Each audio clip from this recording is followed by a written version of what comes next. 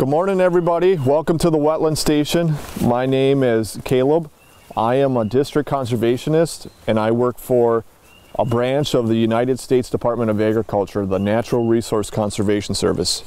And I'm Tanya Pautsky. I'm a soil conservationist for the Natural Resources Conservation Service, and I work in Green Lake and Fond du Lac counties with soil. So today we're going to talk a lot about wetlands, but before we talk about wetlands, we're going to talk about what you're actually standing on, part of the conversation. So we're going to talk a bunch about soil. You guys all know what soil is? Yeah. Mm-hmm. Yeah? What can you tell me about soil? Yeah. It's worm poop. Yeah, it maybe has that in it, yeah, sure. Worm castings. It's nutrients. There's a lot of nutrients in the soil. What else do we know about soil? What do you got? Yeah, go ahead. You use it to plant stuff. Use it to plant stuff. So what did you guys have for breakfast this morning? Cereal. Cereal? Where'd the cereal come from? Nothing for breakfast. I was store. The store? Where'd the store get it? Where'd the store get it from? A department store. It was basic. It was a plant grown in the soil. What are you wearing? Soil. What are your clothes made? What are your clothes made? Yep. From cotton. Where does the cotton grow? From soil. Soil. In the soil. Yep. What do you guys live in? Houses? What's that? Wood. Yeah, wood. Where's the wood come from? Trees. Where do the trees grow? Soil. So we're gonna start talking about soil, and we're gonna talk about the soil on the earth that grows crops for us to eat. So how many people live on the earth? 7.62 billion. Yeah, good number. I'll take 7.62. That sounds good to me. So of the whole earth, who thinks we have a lot of soil to grow crops? All right, to feed those 7.5, 7.6 billion. Who thinks we don't have a lot of soil on earth to grow crops? All right. Well, Tanya has her potato here, and she's gonna show you something. All right, so what we have here is an example of the earth. What makes up the majority of the earth? Yep. Nope. What covers the earth? What landform or landscape? Crust. No.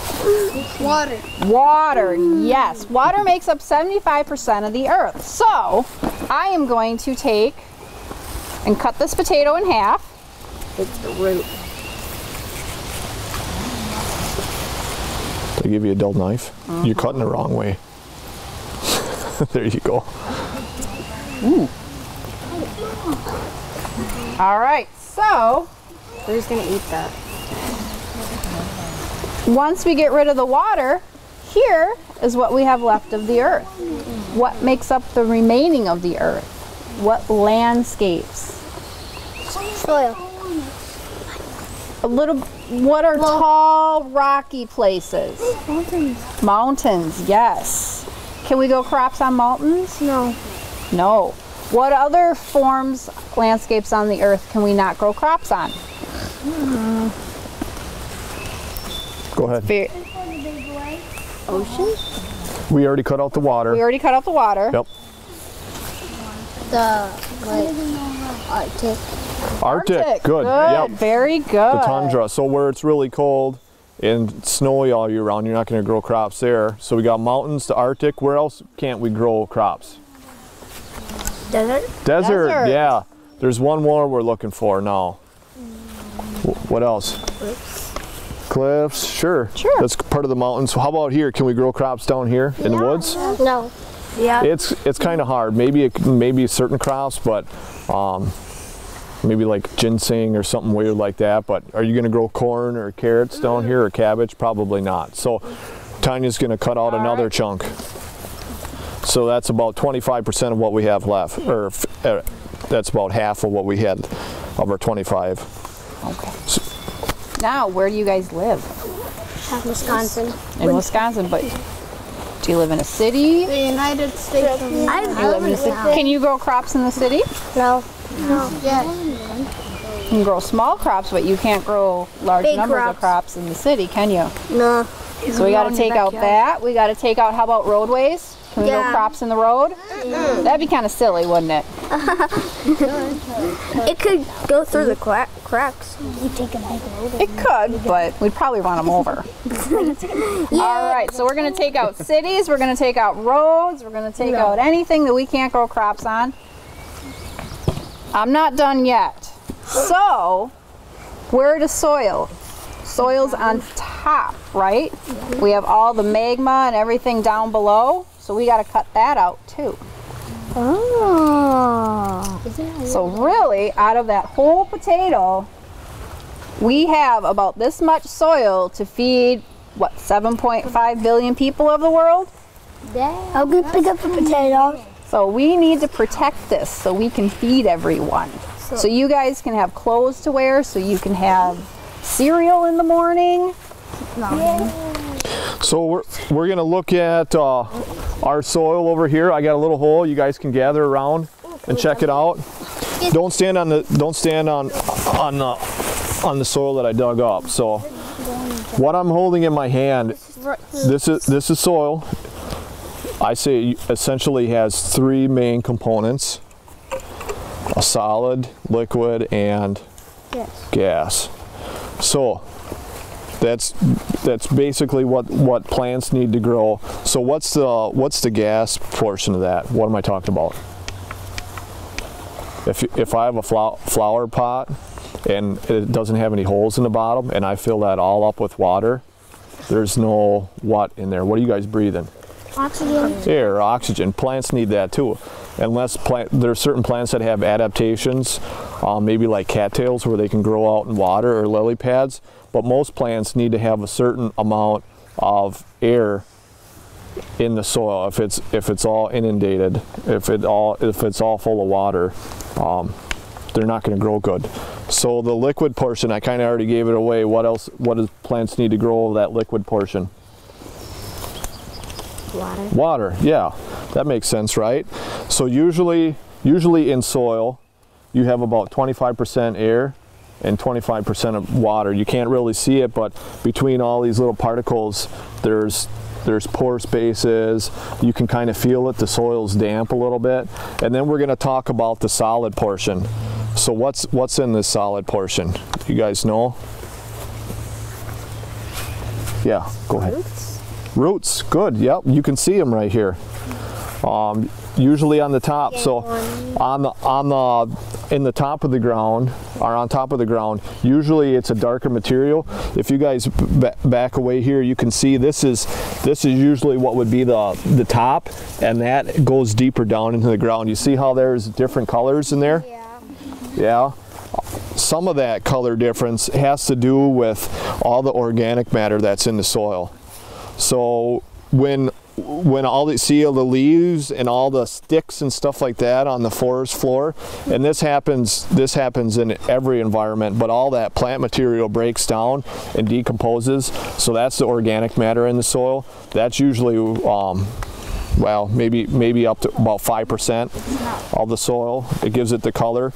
And then we have the minerals portions of the soil. Does anybody know the different particle sizes that makes up the mineral portion? I'll give you a hint. If you're out swimming, you're probably on not on the water, but on the sand. So sand is the biggest particle size. You can actually see sand if you look at a chunk of soil there. Does anybody know what the smallest particle size is? If you're in art class, and you're in pottery. Clay. Yeah, if you feel clay, you can form it. You can make a ribbon out of it. I can form it. If you make pots out of clay because it holds water, right? So the particle sizes of clay are so small that actually won't let water go through there. And then there's one in between. There's the middle particle size, not clay or sand, but silt. And silt is almost it's soft, like almost like a flowery like flour substance. So What's my three main components of soil? Clay, sand, and the middle one? Silt. So those are the different particle sizes. And then what else do I have in my soil? Roots, which makes up is part of the what? Water. Is part of the top layer, which we call organic matter. And then we have water and we have air in here. So we learned about the soil. Now that we know about the soil, we're gonna start talking about the wetlands. And wetlands are also important because when it rains, it helps store the water. Tanya said it filters the water, but when it stores it, it slows it down, and it helps prevent flooding in certain areas. Like we've seen flooding on the news lately. These areas protect other areas from flooding. So hopefully it floods in this wetland area and it doesn't flood in your basement. What else? What's another reason why wetlands are important? Is there certain plant species that are adapted and live in wetlands? So maybe it has specific species that only live in wetlands? Like frogs? Yeah. Those would be animals. Special animals live in wetlands. Certain animals need wetlands to live.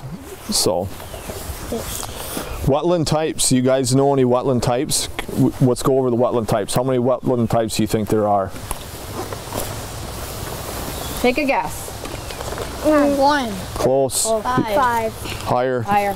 10. 12. We got 12. So 12 different wetland types. Can you guys think of any wetland types? Look around here. What do you see? What's a type of wetland? There's a couple different forested wetlands. So coniferous swamp and lowland hardwood swamp. Has anybody ever been to Horicon? Horicon. Yeah, a marsh is a type of wetland. You guys know what a ephemeral pond is? You know what ephemeral means? Ephemeral pond is usually they'll be wet in the spring, maybe they're wet in the fall, and then they dry up during the course of the year. So ephemeral pond is a type of wetland. Sedge meadow, we're going to be talking about sedges. You guys know what sedges are? They kind of look like grass, but they're not. So that's another type of wetland. What other one? Nope. Has anyone ever been on a bog? No. What is? Oh yeah. Oh, Yeah. Is it like a swamp or? It's like a swamp. What a bog is, it's a wetland that has water and then it has a mat of vegetation over it. Oh. So it's kind of it's spongy and you can walk on it, and if you jump you can feel it move, the water move underneath you. Trees grow on them. What are the ones that we got here? Sometimes they grow up in your yard and then make a big bubble. It wouldn't be easy to grow in your yard.